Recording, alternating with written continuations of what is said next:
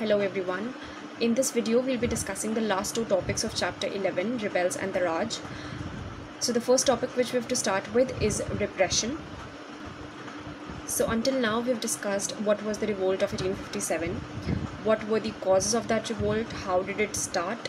We also discussed the particular situation in Awadh, and we discussed the third topic, which was what the rebels wanted. So the fourth topic, repression, is about the reaction of the Britishers to the revolt. That is, what steps did Britishers take in order to repress this revolt or suppress this revolt. तो repression का मतलब होता है रोकना, or to subdue. So the Britishers had a hard time suppressing the rebellion. So in order to reconquer North India, the Britishers passed a series of laws. So they imposed certain legislative measures. They imposed martial law. Martial law is the temporary substitution of military authority for civilian rule. So in normal course, the power is vested with the government. However, in certain situations like warlike situations, rebellions, or in cases of natural calamities, the power is given at the hands of military officials. As a result of which, the military commander of that area has unlimited authority to make and to enforce laws.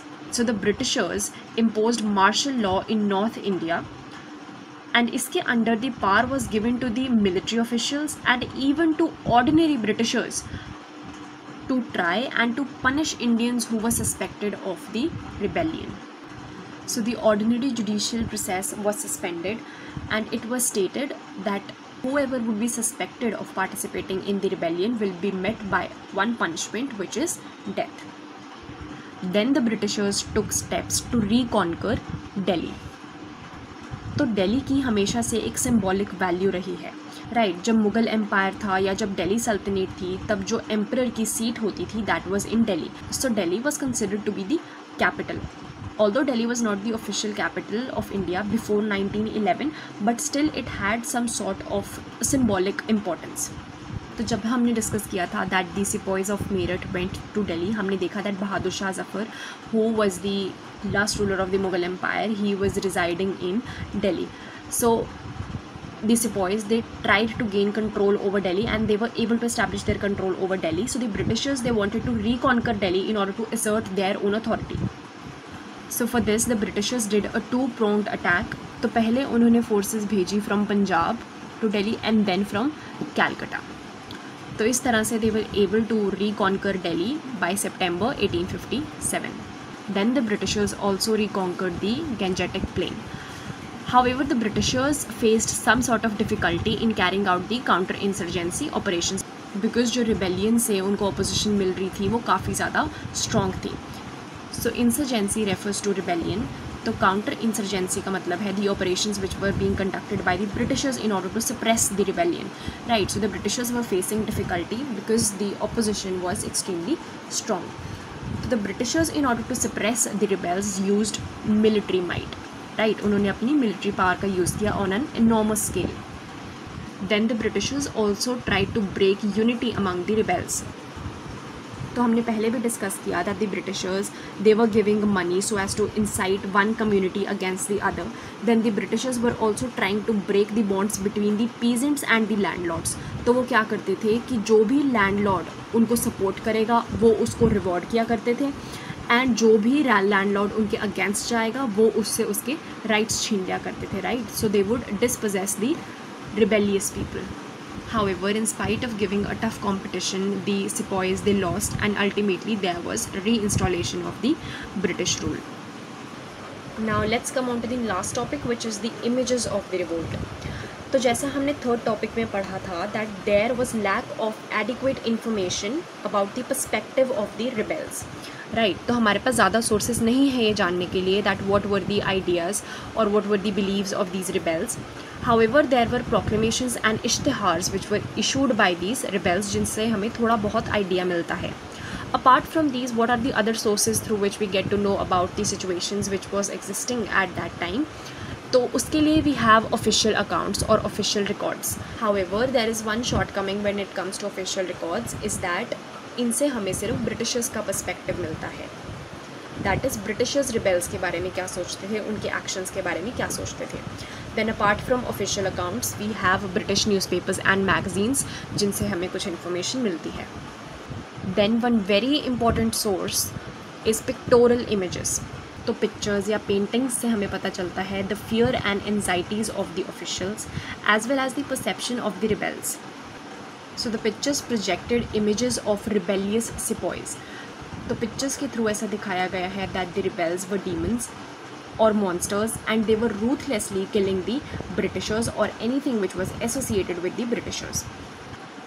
So there's this particular painting called the In Memoriam. This is an A.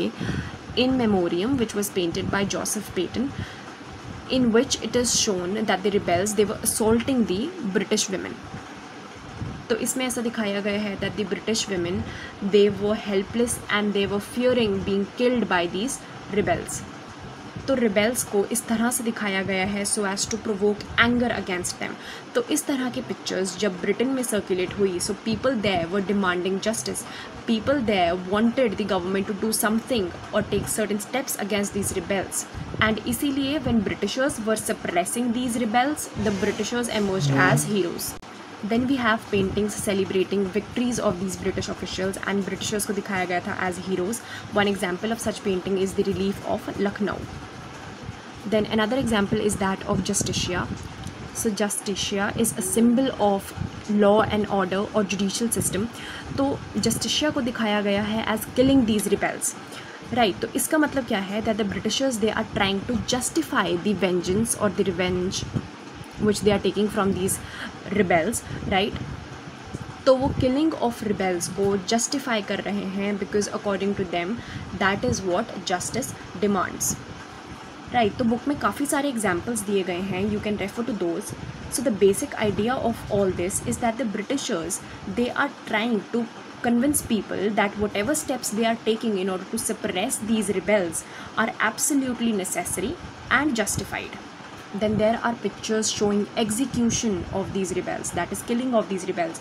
So different methods were used in order to execute these rebels. Sometimes they were hanged, sometimes they were blown from a gun and so on. Lastly, the paintings they were also used as a means to mock and ridicule the opinions of people. For example, Governor General Charles Canning, जो उस time पे Governor General थे India के when this revolt took place, he said that we should show some sort of leniency or mercy on these rebels so that these rebels they could remain loyal to us and they could support us. However, this particular opinion of Canning was ridiculed by the British press. So in one British journal called The Punch, a cartoon was made जिसमें Canning was shown sitting on a chair and he placed his hand on the head of a rebel.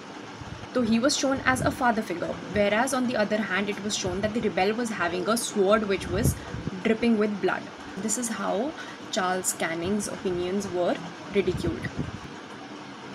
So this was the side of the Britishers. Now these paintings, these images, they also inspired the Indian national movement. तो जब Indian national movement for independence हुई in the 20th century, right, under the leadership of freedom fighters like Mahatma Gandhi, तो उस समय these images of the revolt of 1857 they inspired those freedom fighters. Also they inspired the common people. So the rebels of the 1857 revolt were considered as hero figures. Then the art and literature of this time were the source of inspiration for the people who were fighting for the independence, right? So one example of this is the image of Rani of Jhansi fighting the Britishers till her last breath. So these images were a source of inspiration for people who were participating in the Indian national movement, as they were a symbol of the determination to resist injustice and foreign rule. Then lastly, as we all know that the revolt of 1857 was not a successful revolt. So there were a number of reasons for this. First, there was lack of coordination. Then there was poor organization. Then people had different motives of participating in the revolt, as I have previously discussed. Lastly, there was lack of complete nationalism. For example, the Nizam of Hyderabad and other people like the Sindhyas, they were actively helping the Britishers instead of aiding the rebels. regardless of these facts, the revolt of 1857 had its own achievements. For example, we could see the unity between the two communities, Hindus and Muslims. Then there was participation by common people on a huge scale, which was never seen before.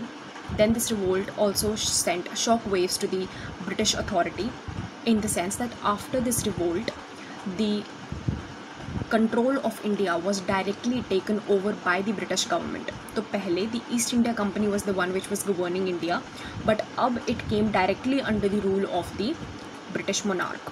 So the Act of 1858 was passed, जिससे ये transfer of power हुआ था. Right, so this is all for the topic Rebels and the Raj.